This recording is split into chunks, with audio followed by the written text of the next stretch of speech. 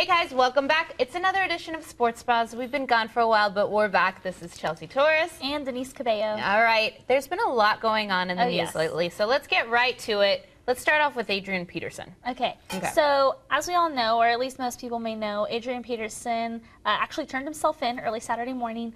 It had to do with pictures of his son coming out that had welts and cuts all over him.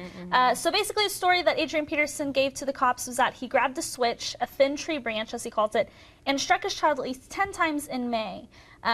Again, these photos have come out. A lot of people have had a lot of different reactions towards it, just kind of depending on whether they, I guess, are not with, obviously, child abuse, and then some that are, you know, kind of just are laughing at it. So it's really hard to kind of, I guess, find out what you really, how you feel about it. It's hard to say whether it's right or wrong because a lot of us, including me, I was raised getting spanked. Me too. Got spanked all the time. But it's hard to tell, like, did he cross a line or not because of the severity of it. But and he was deactivated for this past Sunday's game against, he was with Minnesota. And yeah, he was deactivated in that game. And I think there was a lot of people at the game that had very different reactions towards it. Some people completely changed their uniform, and one guy even said, "I'm not for child abuse." Another lady, as you can see here, she had an actual twig in her hand. I think that's a little much, lady. I thought so too. So that's kind of, I guess that's the real question is it too much? Yes, I was spanked as a child as well.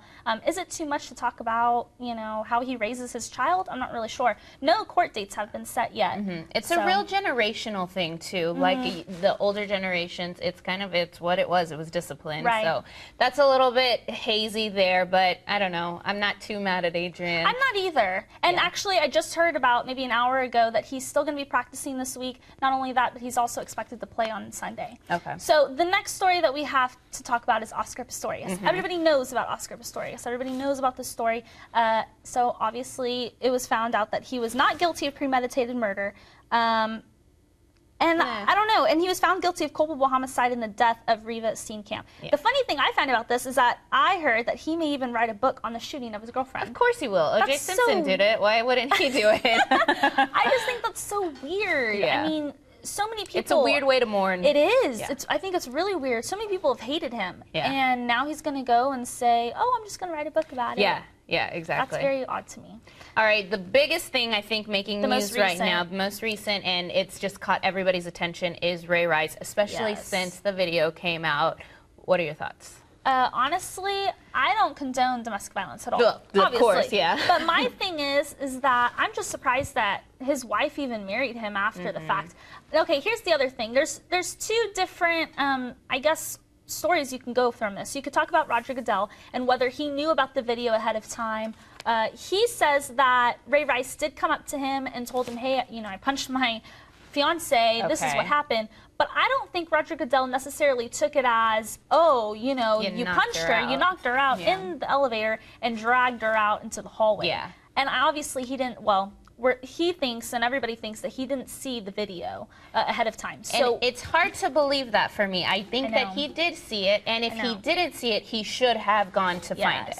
That's what the thing, because you knew it was going to come out. It was going to come out. It was about to get leaked, and I'm surprised he didn't even try to find out more about it. Like, oh, so where did you do this? How did it happen? Tell me the whole story, instead of, okay, you know, great. And then, of course, this video comes out, and now automatically there's so much backlash on Ray Rice and Roger Goodell. A lot of people are thinking that Roger Goodell should get fired, that he should resign. And I think that's really, I mean, that's a big step. But then again, after everything that's been happening. It's a big step, but it was a big crime. You know, it was a big issue, so there should be big steps, and it happens all over the NFL. There's so many people accused right now of domestic violence in the NFL. So there's something needs to be done. And there's two more that are, I guess, what you said, you know, they're accused. One of them is the 49ers' Ray McDonald. The other one is Carolina Panthers defensive end Greg Hardy.